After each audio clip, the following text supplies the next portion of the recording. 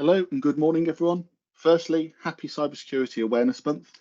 We're about halfway through the month now, where I'm sure there's been a ton of information generated for this time of year, which is going to affect us both personally and professionally with such an increase and a continual threat that is cybersecurity.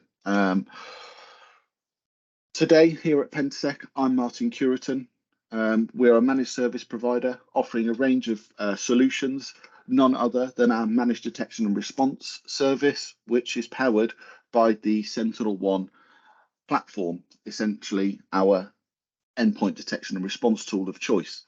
Today we're going to be looking at HoaxShell. So HoaxShell has been around for a little while, but videos have started to creep out now about it versus a number of different antivirus solutions, and we can see on the screen in this opening paragraph it's already been tested against, or was very quickly tested against, Microsoft Defender, fully updated on a fully updated Windows 11 machine, and there was no trigger.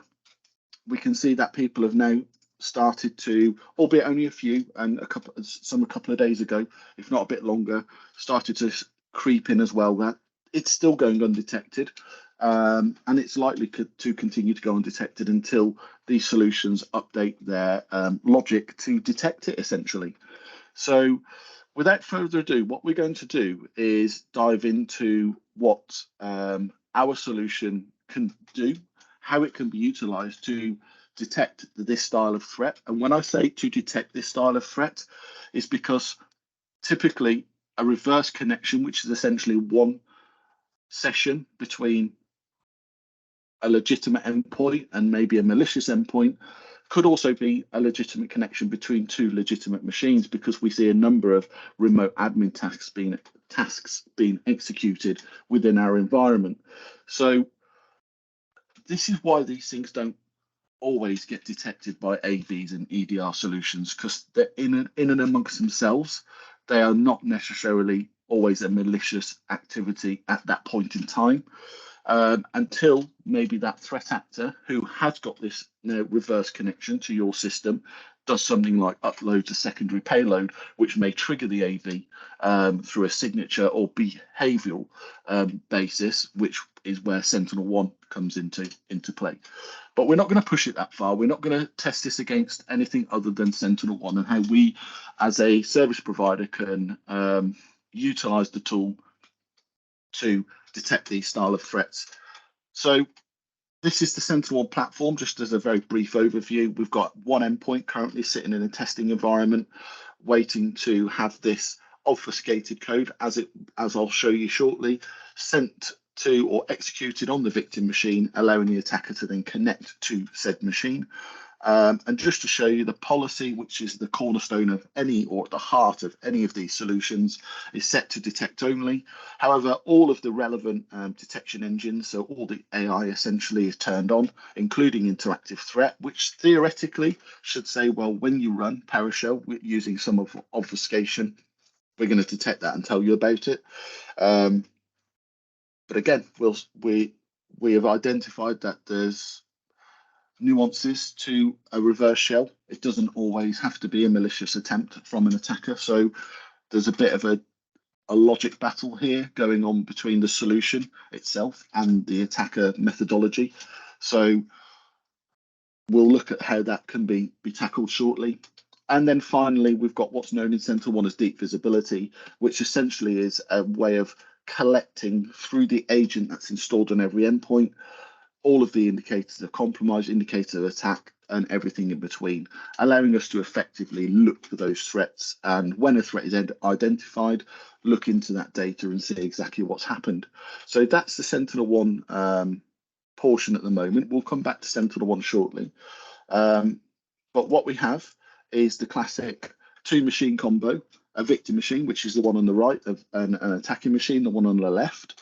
What I am running this is not a video to show you how would you actually go undetected in getting the payload to the endpoint, because this is not what the video is about. It's to see how SentinelOne can be used to detect said payload or said way of connecting to an endpoint. We are running a domain connected machine using a domain only user, no admin privileges. The reason I do this is because we see so many videos that use local admins or users in a domain that have got some form of admin privilege, which I just think is not realistic.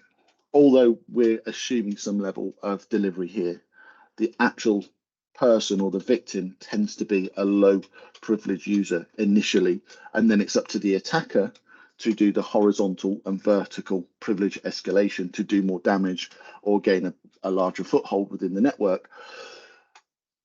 On the left-hand side, we have the attacking machine, Kali Linux in this case. I've already downloaded the repository from GitHub for the HoaxShell POC. I've also pre-canned the command that needs to be executed. We can see it's a Python script. I've passed in the attacker IP address.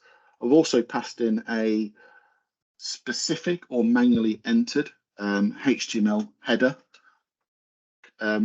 response, because that's just one mechanism that could be used to try and evade detection from somebody who might be looking at traffic traversing the network and looking at HTML header responses. And then we're passing also, in this case, a certificate and key value pair, essentially creating a HTTPS encrypted session over port 443. So I'm going to execute this right now, enter the passphrase for the key. So what we now have is the generated obfuscated code in base64. So this is the encrypted, if you like, payload that's being generated. And we can see here that it is running HTTPS over port 443. So what I need to do is, because this is a manual process, is copy this. And again, as I said before, this would theoretically be done in an entirely different manner. It's really not hard to turn PowerShell scripts into a executable, which can either be sent as a standalone executable, or that executable could then be embedded into legitimate programs, and that could then be executed on the endpoint. A number of ways this could be done, but for today, because I'm doing it a very manual way, just to get to the SentinelOne portion of this, is I've pasted that code into a text document on the attacker. The web browser that I've got that's connecting back to the attack machine, you can see that file that I've just created. Let's just refresh this. You'll notice there was some character changes in there. So this allows me now to essentially copy this and just mimic, if this was an executable, this payload being executed within the console as a standard low privilege user. But before I do that, I'm going to go back to SentinelOne now to briefly just talk about what we have. So I've already executed this today as a test run.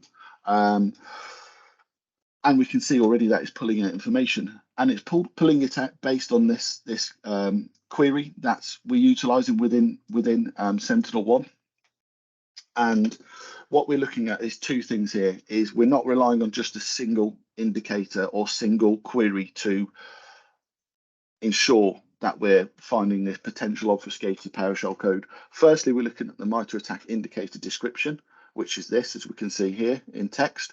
And then we're using a regular expression command, looking at the command line itself. If you notice back to the PowerShell obfuscated code, we had the -E, which denotes encrypted. And then we're looking at a multiple of 4, because base64 typically is a multiple of 4, using any number of uppercase, lowercase numbers, and occasionally a plus or a / sign. The / typically is where you've got multiple different separate commands that are base64 encoded, and that's that delineation. And for those who know base64, you'll have seen previously that you might have a single equal sign or a double equal sign at the end. Well, that's basically to round it off where it doesn't conform to the numeral of 4 or the multiple of 4. So we're saying here multiple of 4, including anywhere from no or 0 to 2 equal signs at the very end. Just ensures we're capturing that base64 code. So that's the string of query that we're putting in. And we're going to run I'll just run this again so you can see how quick it comes back. It's the same information, same number of indicators at the moment, because I haven't executed it on the endpoint. So I'm going to go and now run this on the endpoint. and bring up the attack machine. So this is now just creating this stable connection, as HoaxShell, the repository in HoaxShell indicates, that it creates this stable reverse connection to the attacking machine. I may not have hit enter there. Let's try again. There we go. That's better. Just a bit of a delay on my me clicking over, but you see how quickly that executed. We can run a couple of commands. There we go. ls documents, what you'd expect. Who am I? The classic. And F Robinson. So this is now an attacking machine on a totally different IP address. And so there we go. So that's that connection. And what we'll do is just give it a little bit of time, because shortly what we should see is a pop-up from an alert in SentinelOne, and then we'll talk about how that alert's been generated. Essentially, that alert has been generated by the command or the query that I showed you in deep visibility. But then we can take that one step further. When we know that we can identify this particular style of attack, we can then turn it into what's known as a custom rule. So there we go, the threat's detected. So even if I was still going ahead running commands, and the more I interacted with, if I was to keep interacting with this, it would actually have sped that process up of the custom rule that I've created based on that query that I showed you in deep visibility. Would have sped that process up because there's more information feeding in. At the moment, it's just a static connection currently, so it's on limited information. But if we now go back to the deep visibility where I showed you the initial query, and if I rerun this again, we can actually see now it's increased. We've now got more indicators, essentially almost double the amount. And that's then to prove that this is now picked up in near real time, the information being executed on the endpoint. The way this has been detected is using this star rule, storyline active response. So it's an active response mechanism that utilizes the deep visibility underpinning of all the data that it finds. And it allows it to then utilize that data based on the queries that we create and then trigger that response. In this case, as I showed you before, the response is only in detect mode, so it's not done anything. But if I go to incidents, we can see now that there's a non-mitigated, because it's in detect only mode, threat on the endpoint. If I then go into this, we can see it was executed by the custom rule. There it is at the top. But it's also pulled out all of these threat indicators, one of which we've used in our detection logic, if you like, including then the logic with regular expression to ensure we are capturing this attack method. I ran a few commands so we can quickly show you what that looks like in what's known as the storyline. This is patented by SentinelOne, but you can see there I ran who am I, so that just shows you in real time again. It's picking up that connectivity, that what I'm doing on the endpoint. And if I was to then download an actual malicious payload, if this was in protect mode, it would have killed it. If it was in protect mode and detected this by the custom rule, it would have killed it. So there's limited time for the attacker to actually do anything.